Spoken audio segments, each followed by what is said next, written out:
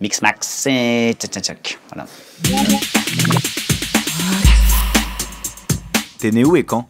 Je suis né à Strasbourg le 13 juillet 1984, un vendredi 13 à un soir de pleine lune. C'était il y a 34 ans, putain ça va à une vitesse, oh la vache. C'était quoi tes premiers mots? J'ai dû dire soit bagarre, soit knacky, ou saucisse dans le placenta, qui est donc 3 mots. T'as eu quel bac?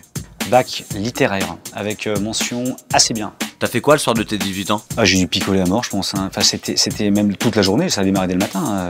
Moi, j'aime bien d'ailleurs l'ivresse de jour. Je préfère être ivre à 15h. Je trouve ça beaucoup plus agréable, il fait beau, je me dis, oh putain, je peux encore picoler, rigoler. C'est un peu ça. Enfin, là, je parle effectivement de mes 18 ans, tout ça s'est passé. Ils faisaient quoi tes parents? Ma mère était chef costumière à l'Opéra National du Rhin et mon père était scénographe. Il travaillait comme décorateur. Ils écoutaient quoi comme musique? Beaucoup d'opéra parce qu'il travaillait à l'opéra et sinon je me rappelle de Janis Joplin parce que je me rappelle de la couverture du vinyle. C'était un peu érotique et au fond je pense que ça a créé un peu des trucs chez moi un peu mix max et tchac. Voilà. C'était quoi ton premier choc ciné? La maison hantée qui mange les individus qui se trouvent à l'intérieur. C'était pas le titre exact mais en tout cas c'est ce que ça racontait et ça m'avait terrifié. Quand j'allais me coucher je me disais le mur de ma chambre va-t-il me manger? C'est une question. T'allais souvent au cinéma? J'allais plus à l'opéra et au ballet. J'allais un peu au cinéma, mais en fait, non, pas tellement. En 2 mots, comment t'es devenu acteur? 2 mots, curiosité, travail. C'est quoi le film qui t'a révélé? Le premier jour du reste de ta vie, je pense que c'est le premier film que j'ai fait. T'écoutes quoi comme musique?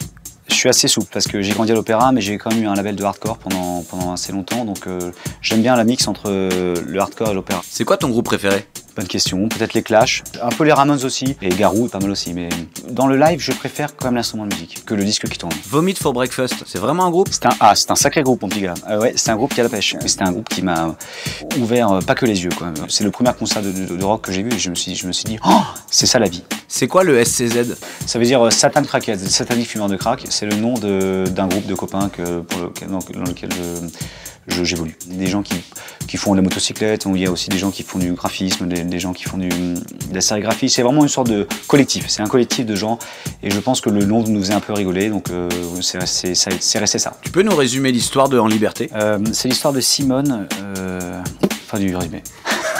Et tu retiens quoi de ce tournage? Une certaine possibilité d'excès, enfin en tout cas dans les propositions de travail, dans les propositions de jeu. Je ne sais pas pourquoi, mais ça a ouvert une sorte d'endroit de propositions plus diaboliques quelque part. Ça m'a libéré de quelque chose.